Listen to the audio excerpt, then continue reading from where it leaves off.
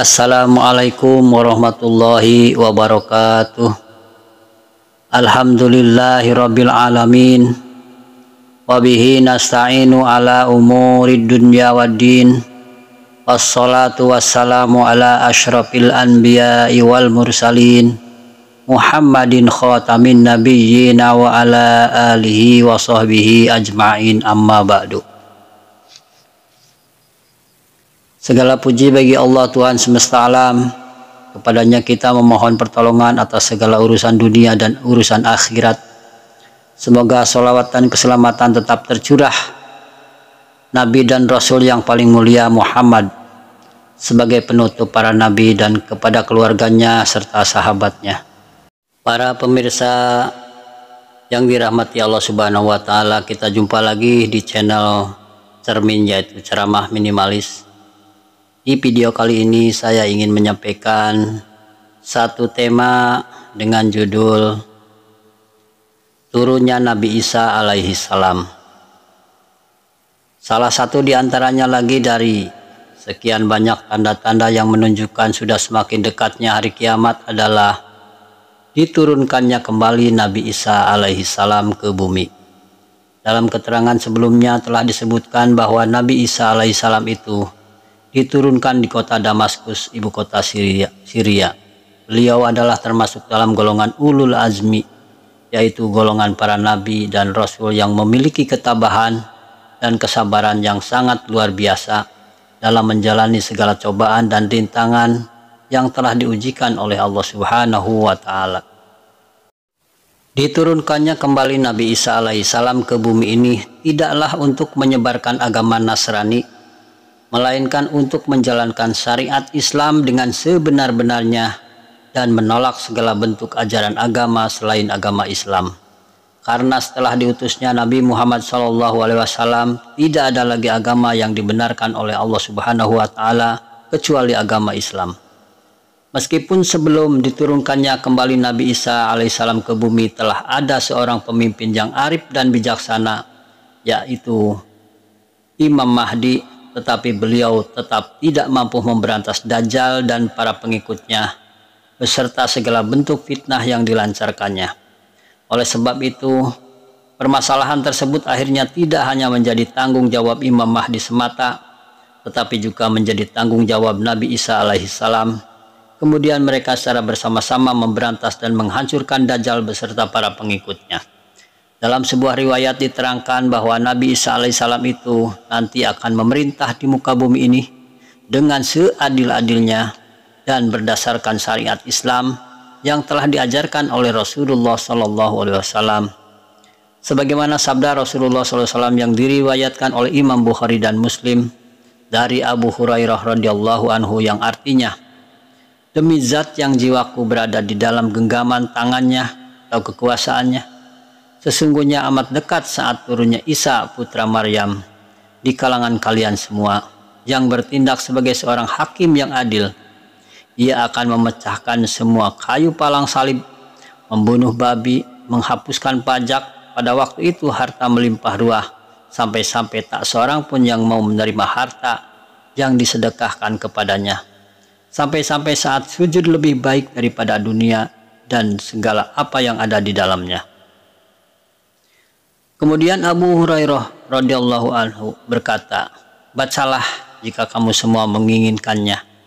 Tidak ada sama sekali golongan ahli, melainkan pasti mereka beriman kepada Isa sebelum wafatnya, yaitu setelah turunnya ke bumi, dan sebelum tibanya hari kiamat.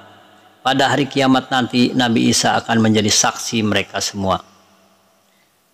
Sikap Nabi Isa alaihissalam terhadap orang-orang kafir.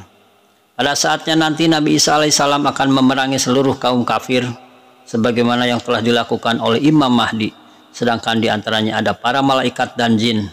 Bahkan orang-orang Islam pun turut berperang melawan kaum kafir mengikuti jejak Nabi Isa alaihissalam, yang akhirnya dikaruniai kemenangan pula oleh Allah Subhanahu wa Ta'ala. Dalam pertempuran itu banyak kaum kafir yang mati terbunuh, sedangkan mereka yang masih hidup melarikan diri dan berlindung di balik pepohonan dan bebatuan. Tetapi pada masa Nabi Isa alaihissalam ini tidaklah sulit memerangi orang-orang kafir, karena dimanapun mereka bersembunyi, tempat yang dijadikan sebagai perlindungan dan persembunyiannya itu akan memberitahukan kepada orang-orang Islam bahwa dirinya dijadikan sebagai tempat pelindung dan bersembunyi oleh orang-orang kafir. Nabi Isa alaihissalam memimpin umatnya. Pada masa pemerintahan Nabi Isa alaihissalam ini, beliau akan bertindak sebagai hakim yang adil dan bijaksana berdasarkan Al-Quran dan syariat yang telah diajarkan oleh Rasulullah SAW. Pada saat itu Al-Quran dan kitab-kitab agama yang lainnya telah diporak-porandakan oleh Dajjal dan para pengikutnya, sehingga tidak satu lembar pun mushaf yang tersisa di bumi ini. Akhirnya Nabi Isa alaihissalam bermunajat memohon petunjuk dan bimbingan kepada Allah Subhanahu wa Ta'ala untuk menjalankan peraturan yang adil di muka bumi. Lalu Allah Subhanahu wa Ta'ala memerintahkan kepada beliau agar datang ke tepi sungai Jaihun. Di tepi sungai itu tiba-tiba Nabi Isa alaihissalam melihat sesuatu tiba-tiba menyembul ke permukaan air. Dengan rasa penasaran dan penuh tanda tanya dipandanginya terus peti yang mengambang di permukaan air tersebut, hingga akhirnya terdengarlah suara yang memerintahkan agar segera mengambil peti tersebut. Kemudian Nabi Isa alaihissalam segera mengambil peti tersebut dan membukanya. Ternyata peti itu berisi Al-Quran dan kitab-kitab karangan Syekh Abdul Qasim Al-Qusairi radhiyallahu an. Dengan Al-Quran dan kitab-kitab tersebut, Nabi Isa alaihissalam mulai menata kembali peradaban manusia berdasarkan Al-Quran dan sunnah Rasulullah SAW serta syariat yang telah diajarkan oleh Rasulullah SAW. Selain itu, ajaran yang dikembangkan oleh Nabi Isa alaihissalam pada saat itu tidak hanya berpegang pada satu mazhab saja, melainkan dari beberapa mazhab lainnya. Akan tetapi semua itu telah dijadikan atau dijaga oleh Allah Subhanahu wa Ta'ala dari segala kesalahan dalam menetapkan suatu hukum. Dalam sebuah riwayat diterangkan bahwa ketika Nabi Isa alaihissalam hendak menjalankan hukum pemerintahannya, tiba-tiba beliau didatangi oleh malaikat Jibril seraya memberitahukan akan datangnya Ya'juj dan Ma'juj yang akan membuat kerusakan total di muka bumi. Di samping itu, malaikat Jibril juga menyampaikan perintah Allah Subhanahu wa Ta'ala agar Nabi Isa alaihissalam dan para pengikutnya segera mempersiapkan diri untuk mengungsi ke Gunung Tur. Ternyata benar, tidak lama kemudian keluarlah Ya'juj dan Ma'juj dari sarangnya, bagaikan semut keluar dari sarangnya. Pada masa Nabi Isa alaihissalam, tidak ada bedanya dengan zamannya Imam Mahdi. Tidak ada agama selain agama Islam. Tidak ada yang patut disembah selain Allah Subhanahu wa Ta'ala. Tidak ada kejahatan, tidak ada kemaksiatan lagi. Semuanya telah tunduk patuh pada ajaran agama Islam. Selain itu, seluruh penduduk langit, bumi, ikan di lautan, binatang di hutan, semuanya ridho dan patuh terhadap perintah Nabi Isa alaihissalam. Sehingga harimau dapat berkumpul dengan kambing, kucing dapat hidup rukun dengan tikus, ular berkumpul dengan katak, bahkan anak-anak kecil tidak takut lagi bermain-main dengan kalajengking. Sehingga cerita kehidupan pada saat itu penuh dengan kedamaian dan kesejahteraan.